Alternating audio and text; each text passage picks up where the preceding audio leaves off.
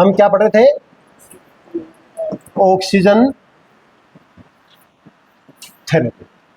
सबसे इंपॉर्टेंट पहली बात तो ऑक्सीजन थेरेपी क्यों नीड है भाई? किसी भी चीज की हमें नीड क्यों होती है, किसी भी चीज की जरूरत क्यों होती है? हम तो नॉर्मल वे में ऑक्सीजन ले रहे हैं, अब हमें ऑक्सीजन की जरूरत क्यों पड़ी? क्यों? क्योंकि अभी जो हम ले रहे हैं, हमें जितनी डिमांड है, जितनी सप्लाई, उसके बीच में हमारा कॉम्बिनेशन नहीं चल रहा है प्रॉपर। डिमांड और सप्लाई में कुछ भी इम्बैलेंस हो गया है, उस इम्बैलेंस को हमें क्या करना है? बैलेंस में करना है। इसीलिए हमें ऑक्सीजन थेरेपी की नीड होती है। इंडिकेशन दोबारा, ऑक्सीजन थेरेपी की खोज किसने की थी?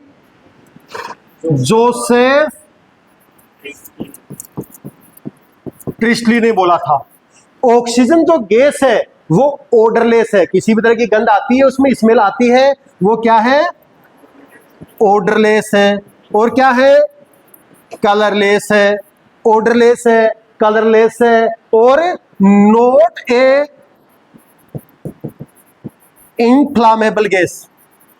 ये जलने वाली गैस नहीं है। जैसे पेट्रोल डीजल होते हैं वो इनफ्लामेबल होते हैं, तो ये not a inflammable gas, but it help in combustion. ये जलाने में सहायक होती है। क्वेश्चन पूछा हुआ है एग्जाम में आपका, इट हेल्प इन कंबशन। ये कंबशन में क्या करती है? हेल्प करती है। हॉस्पिटल में जो सिलेंडर यूज होते हैं वो कौन कौन से कलर के सिलेंडर यूज होते हैं? तो हमने एक फॉर्मूला पढ़ा जिसको हमने बोला बीबी गो हाई टेम्परेचर पे, एनओसी लो और पीयर भेज दो। बीबी को भगाने के लिए, बीबी को गो मतलब भगाने के लिए, माथा खराब हो जाता है, हाई टेम्परेचर हो जाता है, फिर कोर्ट जाना पड़ता है, और कोर्ट से क्या लेनी पड़ती है? एनओसी लेनी पड़ती है, तब जाके वो अपने पीयर जाती है, तब जाके अपने गांव में जाती है। इतने झंझट करने पड़ते हैं। तो सिलेंडर के कलर इससे ज्यादा आपको एग्जाम में नहीं कि पूछे जाएंगे। नाइट्रस ऑक्साइड का क्या होगा? ब्लू कलर का होगा। ऑक्सीजन का कैसा होगा? Black and white. अरे इतना मोटा क्यों हो गया? ब्लैक एंड व्हाइट होगा। उसके बाद में CO2 का कैसा होगा? CO2 का ग्रे कलर होगा। फिर C मतलब साइक्लोप्रोपेन, साइक्लोप्रोपेन का क्या होगा? ऑरेंज कलर होगा।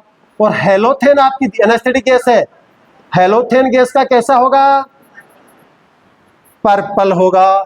और थायोपेंटोन का येलो। ये सिलेंडर मोस्ट कॉमनली किस में यूज होते हैं? आपकी हॉस्पिटल सेटिंग में यूज होते हैं।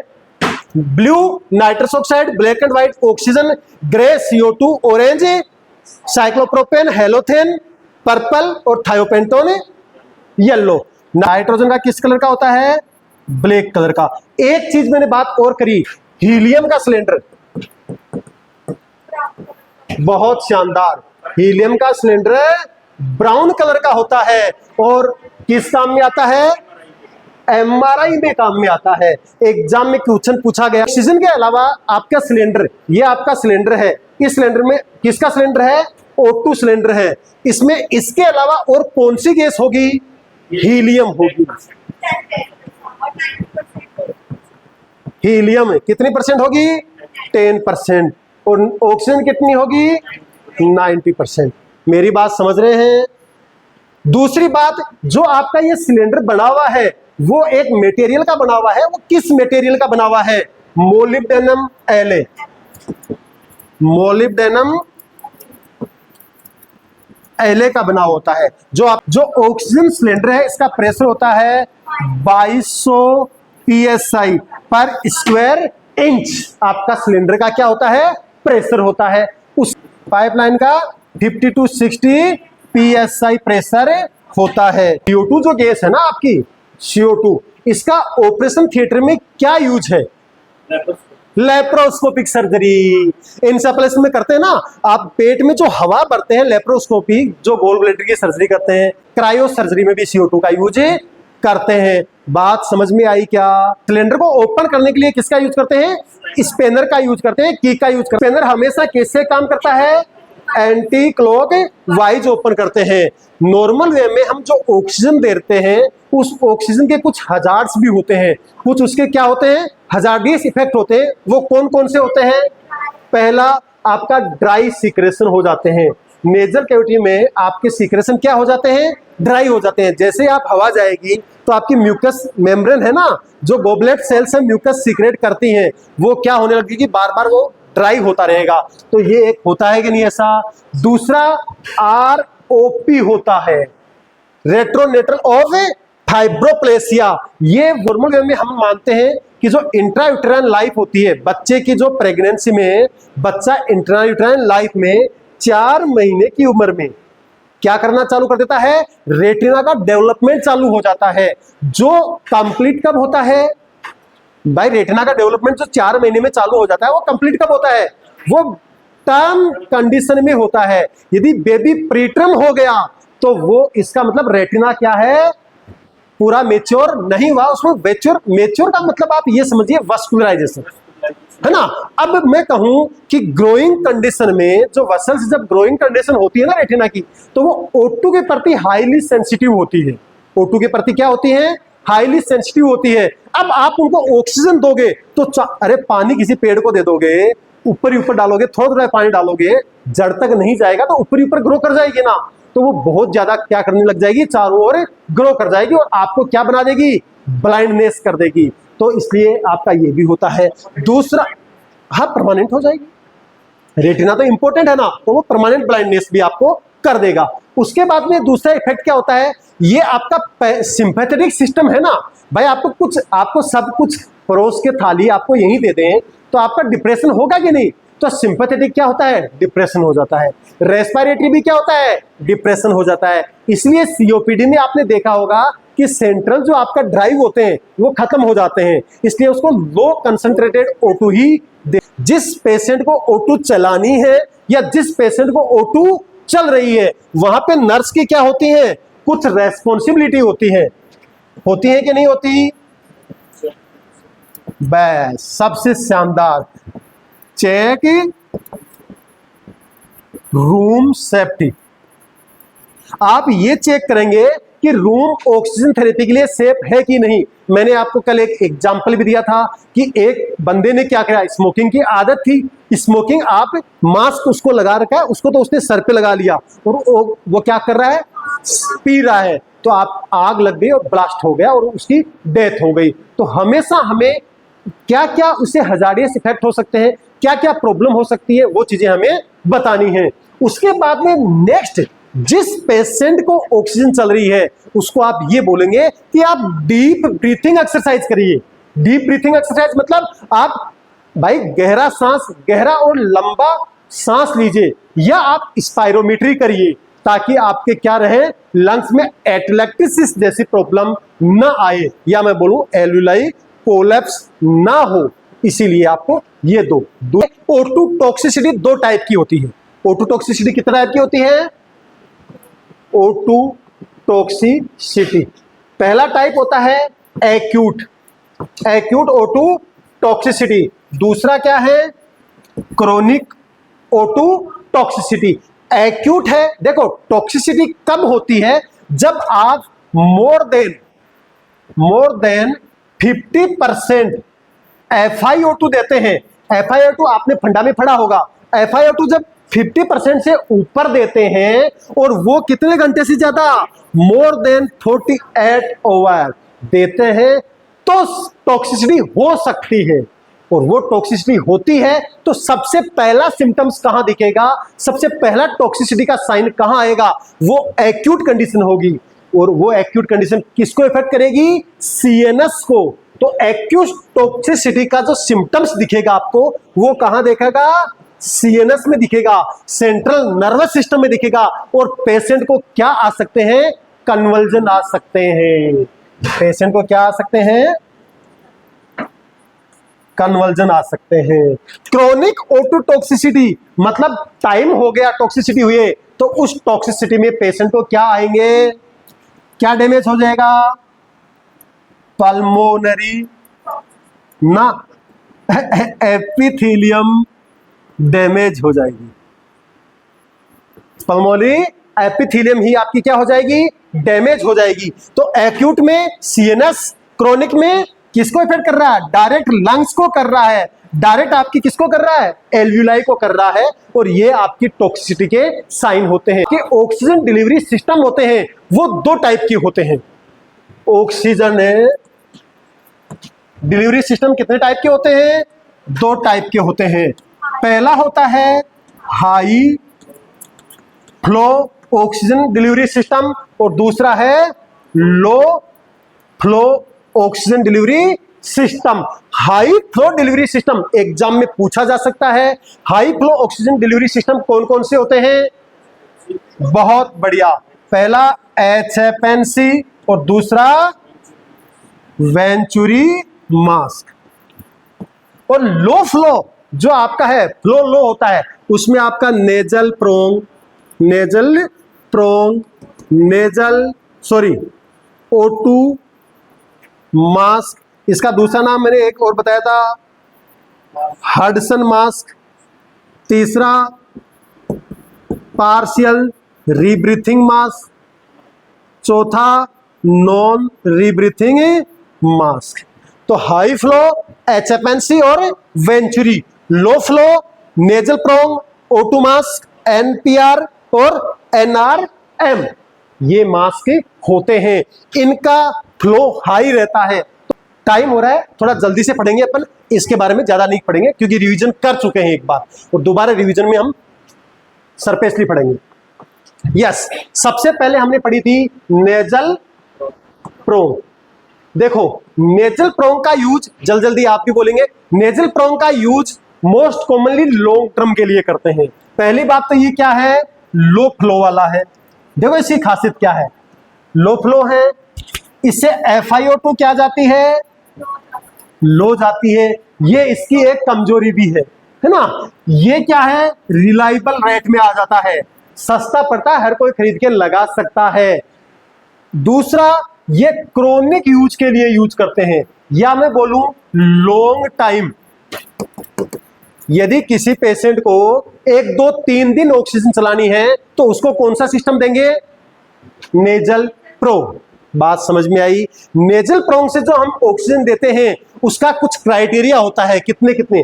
पहली बात तो ये बताइए, एटमॉस्फेरिक एयर जो होती है उसमें ऑक्सीजन का परसेंटेज कितना होता है, 21%। तो सीधी सी बात है, O2 का परसेंटेज कितना होता है, 21। कहां पे, नेचर में। अब देखिए कितनी इंटरेस्टिंग बात बताता हूं मैं। ऑक्सीजन जो नेजल प्रोंग है, नेजल प्रोंग में हम 1 लीटर पर मिनट यदि ऑक्सीजन दे रहे हैं तो उसका परसेंटेज कितना आएगा, 24%। इससे मुझे डिफाइन आगे करो, 24% का मतलब है 21 माइनस 24 कितना हो गया, 3%। इसका मतलब क्या है, यदि मैं नेजल प्रोंग से ऑक्सीजन दे रहा हूं 1 लीटर, इसका मतलब एटमॉस्फेरिक प्रेशर जो है ऑक्सीजन का उससे मात्र 3% ज्यादा दे रहा हूं। यदि मैं 21% ही देता तो फिर तो रूम एयर वाली है, आपके रूम में है सराउंडिंग्स में इतनी, तो ये आपका 1 लीटर के ऊपर होता है। उसके बाद में हमने बात करी, थोड़ा ये कट कर देता हूं। उसके बाद में मैं बात करूं, 2 लीटर पर मिनट यदि देते हैं तो कितनी जाएगी, 28। 3% पे 3 लीटर से देना हो तो 32, 4 लीटर से देता हूं तो 36, और 5 लीटर से देता हूं तो, और 6 लीटर से 44 परसेंटेज जाती है। इसका मतलब नेजल प्रोंग से जब हम ऑक्सीजन देते हैं तो 44% से ऊपर नहीं जाती है। कभी भी नेजल प्रोंग से आप 8 लीटर पर मिनट पे खोल दोगे, डॉक्टर बोलेगा 8 लीटर दे दे इसको, तो आप क्या लगाओगे, 8 लीटर देना है तो आपको नेजल मास्क लगाना, सॉरी ऑक्सीजन मास्क लगाना है, नेजल प्रोंग नहीं लगाना है। नेजल प्रोंग से आपकी इतनी ही जाती है। इसका मतलब इसकी लिमिटेशन आ गई। नेजल प्रोंग कब काम में नहीं आएगा, जब हमें इससे 44% से ज्यादा ऑक्सीजन देनी है तो हमें काम में नहीं आएगा, दूसरी चीजें हमें लगानी पड़ेगी। अब इससे ज्यादा देनी है तो कौन सा सिस्टम यूज करेंगे? Oxygen mask. दूसरा एक एग्जाम में क्वेश्चन इमेज बेस का पूछा हुआ है, नेजल प्रोंग कैसे लगाते हैं? तो नेजल प्रोंग यहां से लगाते हैं और आपके कानों के ऐसे होते हुए आगे की तरफ रखते हैं। आपने देखा है ना उसका सर्किल, तो नाक में लगाया, कानों के ऐसे करा और पीछे से आते हुए आगे की तरफ रखते हैं। अक्सर लोग क्या करते हैं, ऐसे लगाया और पीछे की तरफ छोड़ देते हैं, वो रॉन्ग प्रैक्टिस है आपकी। बात समझ में आई? उसके बाद में एक चीज, सीओपीडी पेशेंट में नेजल प्रोंग से, हाँ, मोस्ट कॉमनली हॉस्पिटल में यूज डिवाइस कौन सा है? नेजल प्रोंग, मोस्ट कॉमनली, है ना। और सीओपीडी में भी मोस्ट कॉमनली तो कौन सा है? Nasal prong. लेकिन most accurate device use in COPD venturi mask. Venturi mask सबसे अच्छा डिवाइस है सीओपीडी में देने के लिए। उसके बाद में हम बात करेंगे नेजल, नेजल का नाम आता है यार बार बार, oxygen mask. Oxygen mask nasal prong से ज्यादा दे सकता है। इसकी लिमिटेशन क्या है कि ये जब भी हम लगाते हैं ऑक्सीजन मास्क तो हम बोलने में इंटरफेयर करता है ना। इसका क्या है, जब आप 5 लीटर पे देते हैं तो कितनी जाती है? 40% जाती है। 6 लीटर से पर मिनट से देते हैं तो 45, 7 लीटर से 50, 8 लीटर से 55%। अब आप बोलोगे 5 लीटर से कम यदि ऑक्सीजन देनी है और आपने ऑक्सीजन मास्क लगा दिया तो इसका मतलब वो डिलीवर नहीं होगी, वो फ्लश आउट नहीं होगी। तो कभी भी आप ऑक्सीजन मास्क यदि लगाते हैं तो 5 लीटर से नीचा क्या ना करें, सेट ना करें। मिनिमम आपका ऑक्सीजन मास्क, डॉक्टर ने बोला कि 4 लीटर पे खोल के आ जा, कि सर 4 लीटर में फ्लश आउट नहीं होगी, उसमें CO2 नार्कोसिस भी हो सकता है, तो इसलिए मिनिमम ये आपको रखना है। कुछ लोग इसको हडसन मास्क भी बोलते हैं, हडसन मास्क भी बोलते हैं। उसके बाद में हमने तीसरी कैटेगरी कौन सी पढ़ी? Venturi mask. यस,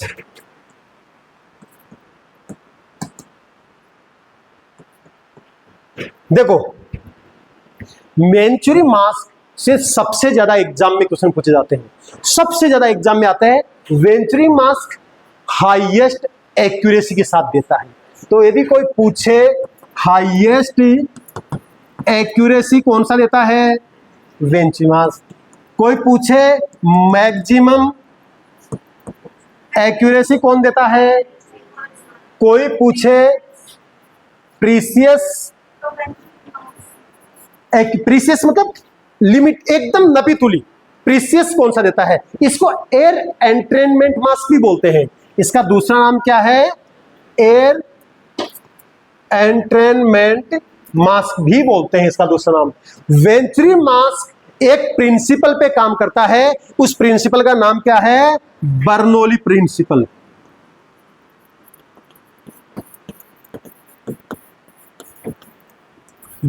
बहुत शानदार क्वेश्चन, पीजी लेवल का क्वेश्चन है।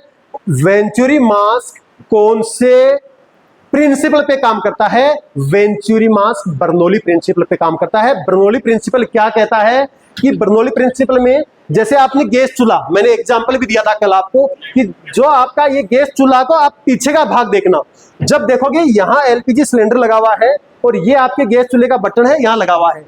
यहां पे एक छोटा सा छेद होता है, पतला सा होता है ना, और उसके ऊपर बड़ी सी पाइप लगी होती है। अरे बड़ी सी पाइप होती है ना, और देखो कितनी मोटी पाइप इसके अंदर डली हुई होती है, और इसके यहां पे भी छेद होता है, इसके यहां पे भी छेद होता है, और यहां से आपके बर्नर में लगी होती है जहां से जलती है। तो आपने कभी नोट किया कि जो एलपीजी यहां से निकल रही है वो कभी भी इन छेदों से लीक क्यों नहीं हुई? कभी लीक होती है क्या? यही बर्नौली प्रिंसिपल है। बर्नौली प्रिंसिपल क्या कहता है, जब कोई भी गैस को प्रेशर से आप किसी में इंसर्ट करते हैं और तो इसके चारों ओर जो छेद है उनसे बाहर की atmospheric air negative pressure create होगा और उसके अंदर जाएगी, कभी भी एयर आउट नहीं जाएगी। और पतला छेद, सिलेंडर देखा है ना, रोटियां बनाई है ना आपने? नहीं बनाई, सिलेंडर भी नहीं देखा, गैस चूल्हा देखा है ना, तो गैस चूल्हे में पतला सा छेद होता है, उससे आती है और बाकी की हवा भी एटमॉस्फेयर की उसमें लेती है। इसीलिए बोलते हैं ना ऑक्सीजन जलाने में सहायक है। एलपीजी अकेली गैस नहीं जाती है, उसमें ऑक्सीजन भी जाती है और तब जाके वो जलता है आपका गैस चूल्हा। और यही आपका क्या है, बर्नौली प्रिंसिपल है। अब ये बर्नौली प्रिंसिपल कैसे काम करता है, इसका मतलब वेंचुरी मास्क में कुछ छेद होते हैं, वेंचुरी मास्क में कुछ छेद होते हैं। ये आपका वेंचुरी ट्यूब टाइप की स्ट्रक्चर होती है, ये ऐसे अलग अलग छेद होते हैं। एटमॉस्फेरिक एयर किस में जाएगी, इन छेद के थ्रू किस में जाएगी, अंदर। यहां से आपकी ऑक्सीजन आ रही है, इसमें फ्लो क्या रहेगा, बहुत भयंकर रहेगा। क्या रहेगा, स्पीड से रहेगा। और जैसे ही स्पीड से ऑक्सीजन अंदर आएगी और सराउंडिंग एयर किस में जाएगी, अंदर। लेकिन इन छेद की जो स्ट्रक्चर है वो ऐसी होती है, बनावट ऐसी होती है कि लिमिटेड मात्रा में ही जाती है। आपके डीएसएसबी में, आपके एम्स में, पीजीआई में, जीएमसीएच में बहुत ज्यादा क्वेश्चन पूछे गए हैं इसके कलर कोडिंग को लेके। तो आप कलर कोडिंग की बात करते हैं। एकदम ठंडा पानी लाएंगे, बहुत ठंडा लाएंगे, बहुत ठंडा, आधा करके उसमें लेंगे वरना तो गला जाम हो जाएगा। तो हमें अब ये पता करना है कि वेंचुरी मास्क कौन कौन से कलर कोडिंग होती है। तो वेंचुरी मास्क के colour coding of venturi mask, venturi mask के colour coding. Yes, venturi mask की नॉर्मल में एक फॉर्मूला हमने याद किया था कि कौन सा फॉर्मूला था, है by the way you are gorgeous. लड़कियां सुंदर होती नहीं है, सुंदर लड़के ही होते हैं। लेकिन कई बार चढ़ाने के लिए हम क्या करते हैं, लड़कियों की बोल देते हैं कि आप बहुत सुंदर लग रहे हो। और जैसे बाय द वे मतलब कभी कभार, हमेशा सुंदर नहीं होते, क्योंकि मोर ही सुंदर होगा, मोरनी नहीं होगी। Yes, B for blue, W for white, Y for, चलो लिख लो, लिख लो, लिखवाया होगा, आप भूल गए होंगे। R for red, G for green, blue, white, yellow, red और ग्रीन, ये आपका क्या होता है, कलर कोडिंग होता है। मोस्ट कॉमनली जो यूज करते हैं, ग्रीन कलर का मैक्सिमम देता है 60%। मैंने बोला रेड कलर का जो होता है वो देता है 40%। बात समझ में आई। ब्लू कलर का जो होता है वो देता है नहीं 24। मोस्ट कॉमनली देखो, ये वेरिएशन अलग आ सकता है, लेकिन आपको जो याद करना है वो 24 याद करना है। आपको 24 ही याद करना है। मैंने कल भी बताया होगा आपको। 24% क्या, ब्लू कलर का, व्हाइट कलर का 28। एकदम एक्यूरेट आपको यही याद रखना है।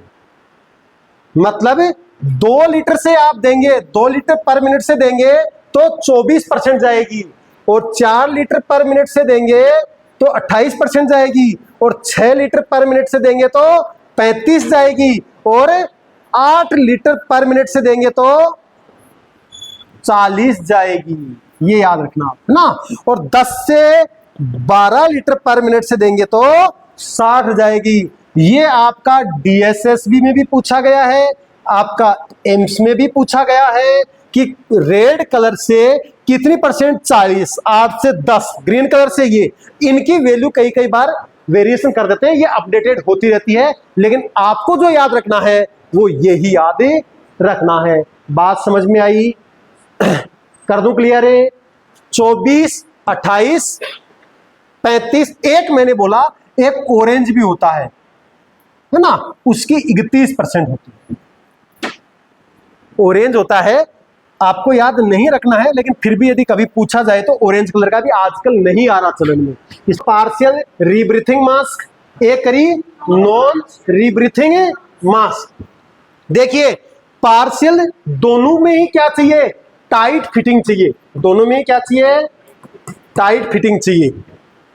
दोनों में सफोकेशन होने के चांसेस होते हैं, और दोनों में क्या लगे होते हैं, रिजर्वियर बैग लगे होते हैं। दोनों में क्या लगे होते हैं, रिजर्वियर बैग लगे होते हैं। पार्शियल रीब्रीथ, पार्शियल मतलब थोड़ा सा, री अगेन। पार्शियल मतलब है थोड़ा सा, री मतलब है अगेन ब्रीथ मतलब है सांस, थोड़ा सा सांस जो मैंने छोड़ा है उसी सांस को मैं वापिस ले लूं, इसका मतलब होता है 1/3, 2/3 नहीं 1/3। मैंने ऑक्सीजन छोड़ी है ना, तो थोड़ी सी जो 1/3 भाग है आपका, वो आपका एक्सहेल एयर का, भाई 2/3 तो बहुत ज्यादा हो गया। तो आप बोलो कि 2/3 सर, तो 2/3 तो भैया लगभग ही हो गया, तो इसका मतलब एल्वियोलर एयर आ जाएगी।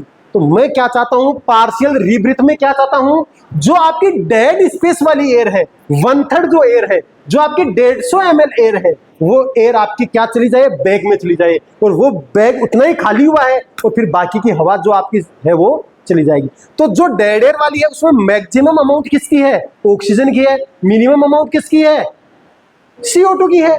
तो इसलिए वो रीब्रीथ में यूजफुल होती है। और इसमें क्या होता है, नॉन रीब्रीथिंग में जो भी आपकी एक्सहेल एयर है वो आती ही जाती है। इसमें जो वाल्व होते हैं, जो वाल्व होती है ना, इसमें वाल्व कितने टाइप के होते हैं,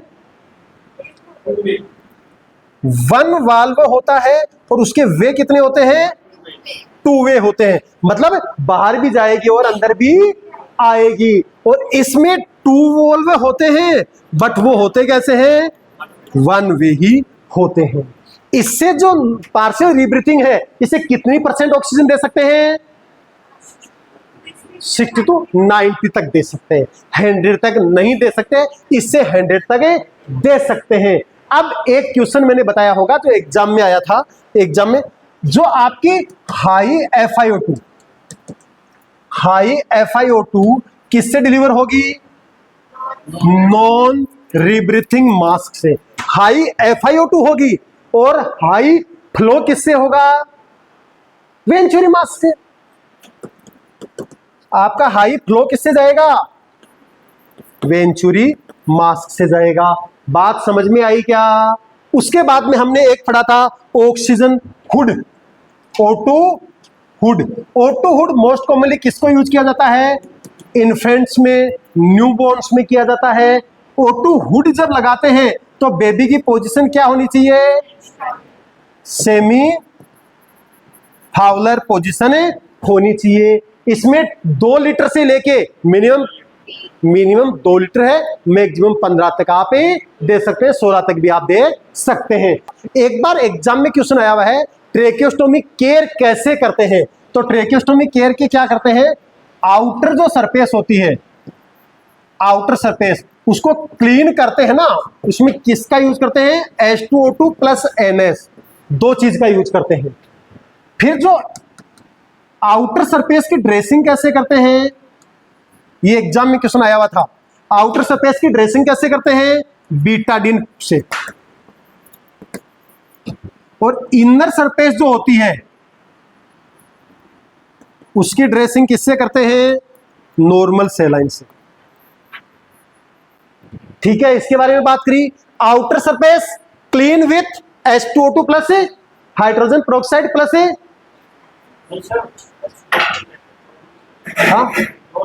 हाँ तो ये H2O2 तो हाइड्रोजन पेरोक्साइड हो गया ना, प्लस नॉर्मल सेलाइन से करते हैं। उसके बाद में आउटर सरफेस की ड्रेसिंग किससे करते हैं, ड्रेसिंग बीटाडीन से करेंगे। और इनर, अरे आपने ट्रेकियोस्टोमी का जो भाग अंदर जाएगा उसको तो खाली NS से करेंगे, और वो भी कैसे, स्टेराइल गोज से। गोज कैसा होना चाहिए, स्टेराइल होना चाहिए। ये बात करी थी। कुछ इंपॉर्टेंट क्वेश्चंस और पढ़े थे हमने। फीडिंग कराते समय बच्चा अचानक साइनोस्ट हो गया, यदि ड्यूरिंग फीडिंग सडनली साइनोस्ट हो गया बेबी, कब, ड्यूरिंग फीडिंग, तो क्या करोगे आप, ऑक्सीजन दोगे या सक्शन करोगे, फर्स्ट O2 और सक्शन। यस बताइए, इन एग्जाम में क्वेश्चन आया हुआ है कि फीडिंग करते हुए बच्चा क्या हो गया, जैसे ब्रेस्ट फीड कर रहा है, करते करते साइनोस्ट हो गया एक्सट्रीमिटी, तो ये साइन है, साइनोस्ट होना साइन है, एस्पिरेट कर गया, मतलब बच्चे क्या कर गया, एस्पिरेट कर गया, दूध उसके किस में चला गया, फेफड़ों में चला गया, लंग्स में चला गया, जाना पेट में चाहिए था। तो सबसे पहला काम क्या है, जो चला गया उसको साफ करना। तो सबसे पहला काम हमें क्या है, सॉरी सक्शन करोगे और सक्शन करने के बाद में ऑक्सीजन दोगे। आपके एम्स में क्वेश्चन पूछा हुआ क्वेश्चन है। जो पेशेंट ऑक्सीजन थेरेपी के ऊपर है उनका टेम्परेचर हमें कहां से लेना चाहिए? रेक्टम से।